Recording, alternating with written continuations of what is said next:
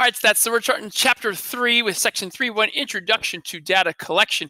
You're going to see that this chapter is pretty much all words and writing. There's very little math involved at all. And again, this is, introducing you to how to collect your data. So objective 1, distinguish statistical questions from other types of questions. So here is what's called the statistical problem solving process. It's a 4-step process. So the first step is you have to ask a question, and this question must be a valid question, and we'll talk about what that is down below. Number 2, you have to collect your data, and this is what we're talking about in chapter 3. You have to design, carry out an appropriate plan. This is what chapter 3 is all about. Then we have to analyze the data, and we have to interpret the results. And again, the interpretation, in my opinion, is the most important part. That's what's going to happen later on this year. The analyzing data, we've done some of that so far in chapters 1 and 2. And we'll do more of it later on in the year as well.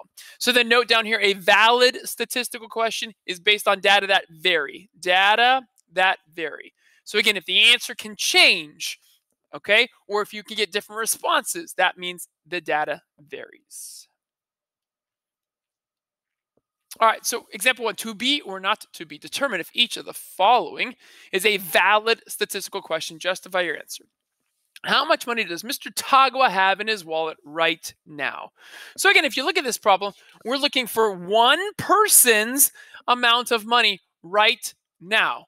Well, all Mr. Tagawa has to do is get out his wallet and look in his wallet and say, I have $10, I have $2. It's going to be the amount that he has right now. So this is not valid. Not valid. Because the answer is a single value. The answer is a single value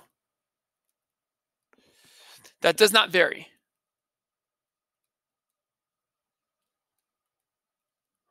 That does not vary. And again, in parentheses, I'll kind of explain why from the word, and it's the money he has right now.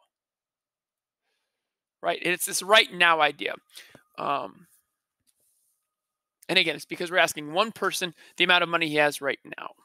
Okay, number B, 2. How long can students at your school hold their breath? So again, now that we're asking many students, this is a valid question. And the reason is because the answer is based on data that varies.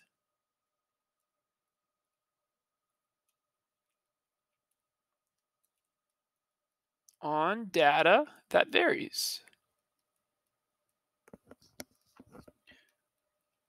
And again, it's because you're measuring the length of time students can hold their breath.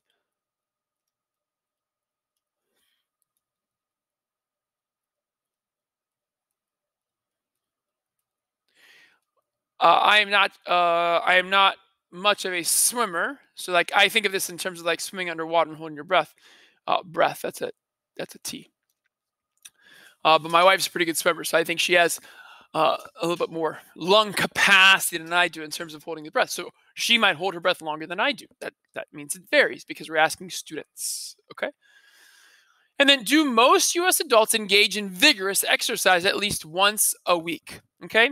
Now, this question is a yes or no, but then you could also measure how often they are exercising vigorously. So this is also a valid question.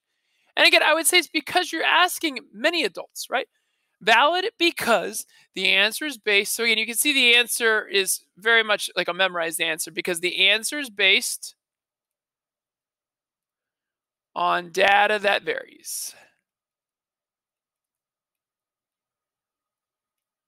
And again, it's because we're measuring how often adults exercise vigorously. Adults